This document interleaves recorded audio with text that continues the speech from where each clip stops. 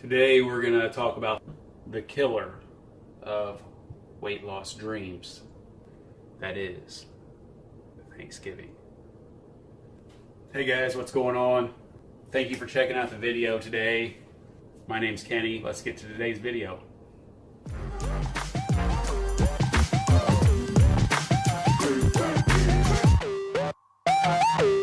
Okay guys, so recently I referred to the 2 months between Halloween and New Year's as the gauntlet. For us that are trying to lose weight or stay in shape or have some sort of weight loss goal that we're trying to stick to, that 2 month period can be an absolute killer.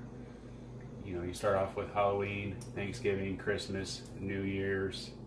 If you don't watch it, it will destroy your weight loss goals. So a couple weeks ago I did a video on some ideas on how to handle Halloween. So now I'd like to turn my attention to Thanksgiving. It presents a whole new set of obstacles. So I got a few tips and ideas, try to stay on track. First tip I got is don't host Thanksgiving. To clarify on that, obviously if you like hosting Thanksgiving or it's your turn, I'm not saying absolutely do not host Thanksgiving. If it's kind of up in the air and you have a choice, if you choose not to, that may help your weight loss goals. And for a few reasons. First of all, if you host Thanksgiving, it seems that you are stuck in the kitchen all day with all the food that you're preparing, and it leads to a lot of snacking, a lot of calories that kind of build up over the course of the day that you don't realize you're eating. Another reason, if you host, you tend to get stuck with a lot of leftovers. Some people like that, but if you're trying to stick to some kind of weight loss plan, might not be the best thing for your particular goals. As far as that goes, even if you go to someone else's house for Thanksgiving dinner, try to limit the amount of leftovers that you take home. And that kind of leads right into my next tip, is limit Thanksgiving to one day. I know with Halloween we talked about it being several days between the parades and stuff. If you can limit Thanksgiving to one day, not take the leftovers home, not have day after day of Thanksgiving dinners, that could help you. Along with that, if you allow yourself a cheat day each week, like a lot of people do, I do, align that with your Thanksgiving dinner. Don't have Thanksgiving on Thursday and then still have another cheat day on Saturday. You know, that's gonna set you back some. Okay, next up on the list, if your family does a potluck style dinner like most families, or everybody brings something, choose dessert. The reason for that is turkey is not necessarily bad for your diet. You know, the side dishes that everyone brings, you'll be able to find some healthy, low-calorie options in there and kind of stay away from the stuff that you know is bad for your weight loss. The reason I say choose to make dessert is if you leave desserts to other people, it's going to be the highest calorie, it's going to taste good, but it's going to be the highest calorie food you eat all day. And I've found there's plenty of options for you to make a low-calorie dessert. So if you choose dessert and you make a low-calorie option, at least you know you'll have something that you can eat while everyone else is eating 1,000-calorie pie or whatever they're eating. So give yourself an option there. Okay, my next tip has to do with second helpings. So try to limit your second helpings.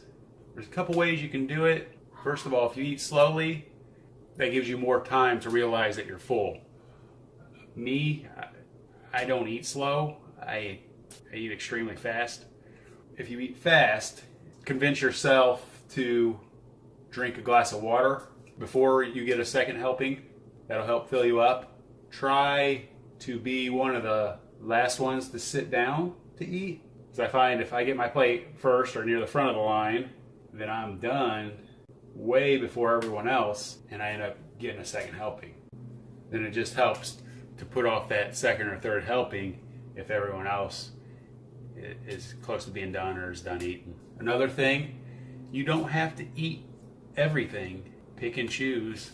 Skip a couple items that may not be your favorite, that may be high calorie. Me personally, I try to limit my stuffing because I know that's high calorie. I'll still have a little bit, and I love the way it tastes, but I just try to limit. Another thing you might want to try, appetizers or snacks before dinner.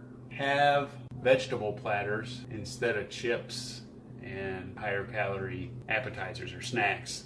So if you get a vegetable tray with whatever, broccoli, cauliflower, get some ranch. You gotta watch the ranch. Some of it'll be high calorie as well.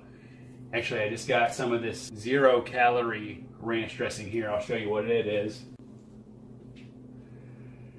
I get this stuff, Walden Farms. This is actually bacon ranch, but they make a regular ranch. They make all kinds of different flavors. They make a French. They actually make chocolate syrup, maple syrup.